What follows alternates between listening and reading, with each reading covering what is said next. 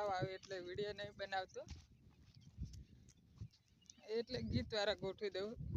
પડ્યા હોય ને ઇન્સ્ટાગ્રામમાં હીરા ચડાવી દઉં, યુટ્યુબમાં એડે ખરા એડે તો એડે નક નહીં હેડતા.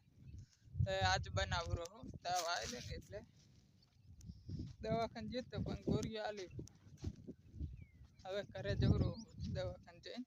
બાઇક પર જતો, બાઇક લઈને જતા અમે 2 જણા જતા.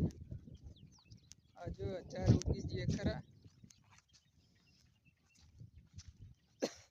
4 ઉગી જઈએ. આમ તો પાણી 2 પાણી પાયા. મેં કીધું વિડીયો બનાવી લઉં. આ જો કેનાલ ફૂલ ભરીને જાય રહી અત્યારે. હમણાં તો મજૂરી જતો નહીં, જવું ખરા. આજે જતો, આજે સવારે વહેલો 5 વાગતાનો. 5 વાગતા નતો જો, આમ તો વહેલો જતો ના મોડો. એટલે હવે ઘરે જવરો દવાખાને જઈ.